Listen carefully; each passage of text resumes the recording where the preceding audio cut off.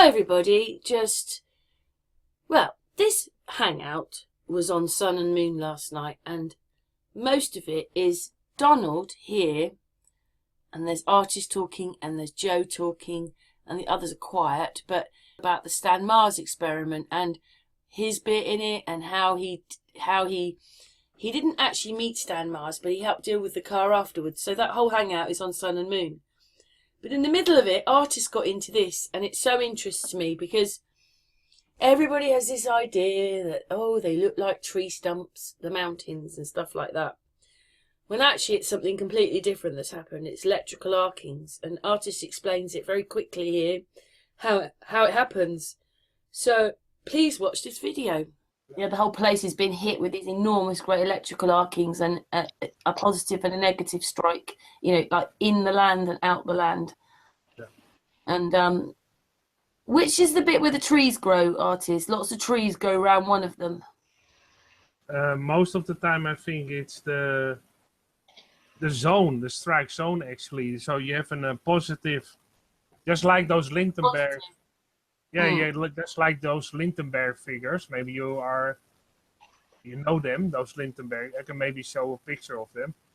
Basically, in the zone of those Lindenberg figures, and often also in the discharge that is actually make the ground sink down.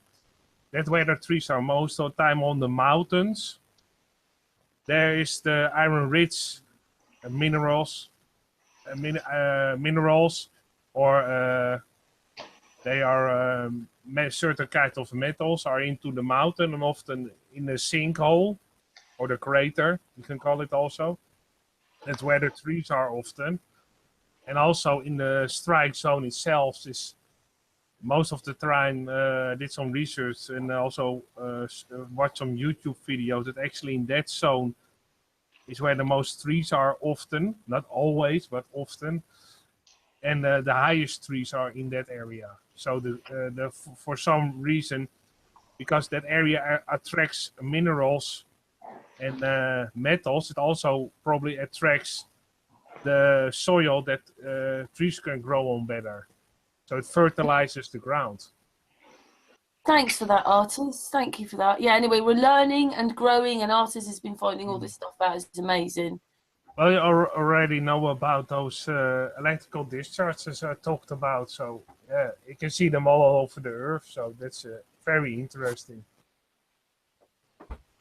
You probably saw my presentations on it, I think, Don. What was that? You probably saw my presentation on those electrical discharges. No, I haven't seen that one yet. Okay, I can give you in a short version. Otherwise, we will be more than a couple of hours. But basically, what I did some research about, I'm still going on. It's an ongoing thing on Chris Monkey's work. And you can see my screen probably. Yes, I can. Okay, that's fine. This is basically in the discharges in powdered sand, certain kinds of sand. And he did a Dr. C.J. Ransom did electrical discharge experiments in sand. So you can find more information on the internet about that. And you can see those electrical discharges look a lot like electrical discharges you can find on the Earth. This is another guy who did experiments. This is William George Armstrong in the early 1800s. He did some electrical discharge in so also certain different kinds of sand and also different kinds of powdered metal, and also fuse those metals with sand, and then this discharges. So this is a positive and a negative. I don't know which actually the positive or negative, but I think this is the positive and this is the negative.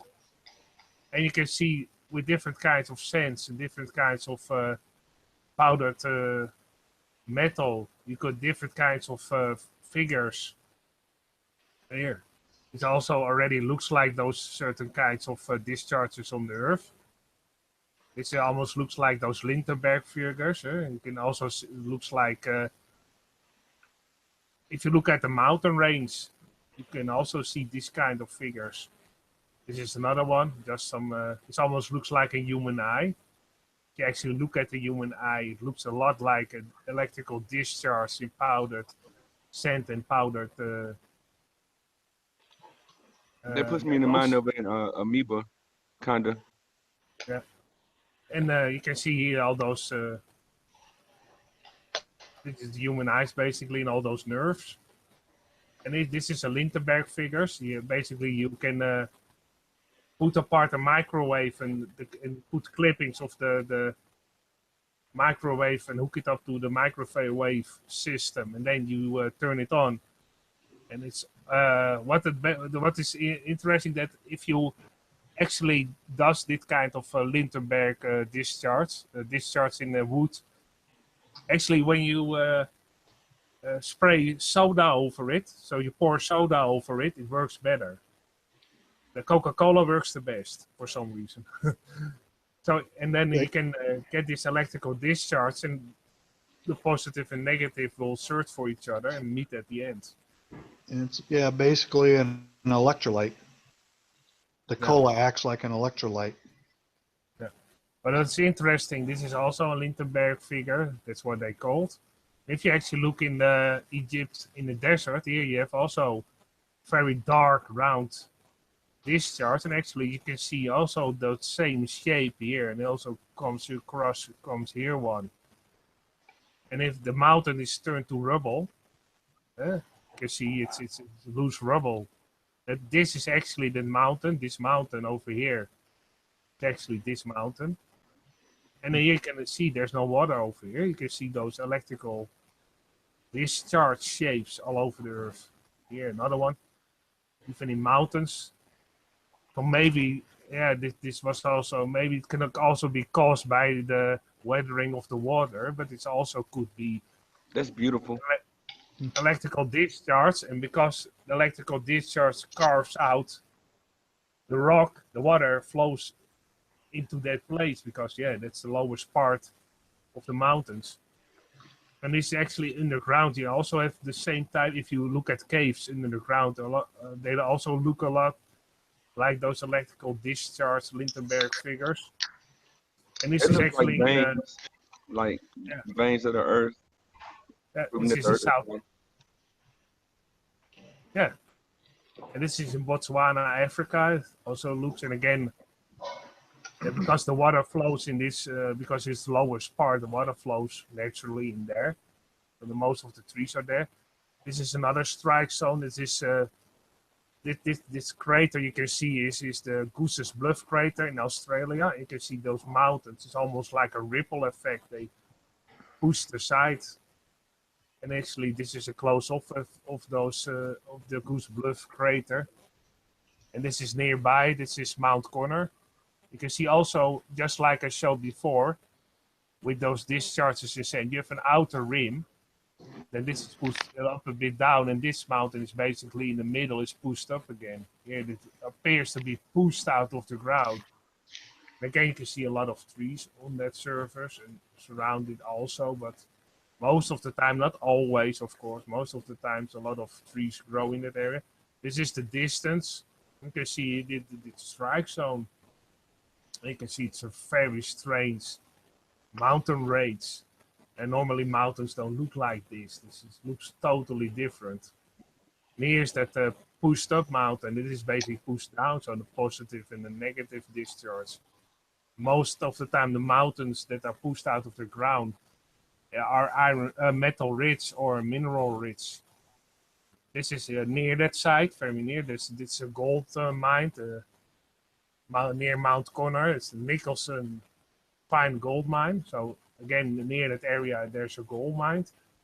This is just another example of a crater. This is the Wolf Creek crater. And this is nearby, again, mountains that appear to be pushed out of the ground. Near that Wolf Creek crater are, again, round this shape. You have always often near those electrical discharge boulders that are very round, or they almost look they were liquid at once. Like you can also melt metal And at one point, the metal, if you have metal that is basically powder, and you heat it, they turn into small balls, and then they basically attract each other. That's what it looks often when you heat metal. They first turn into balls, and then on big fluid mesh. And here you have around this side a lot of balls, and in this is in petrified forest, near the petrified forest in Arizona. You have all those mountains, but they are flattened at the top. So no pointy mountains, all flat. So they appear to be pushed out of the ground, just like the last one here. Then, yeah.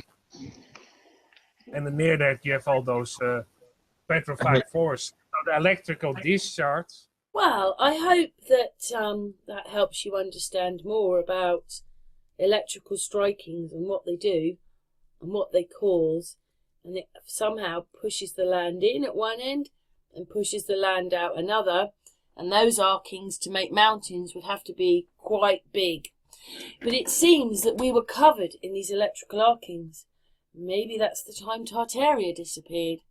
But anyway, thanks for watching this video.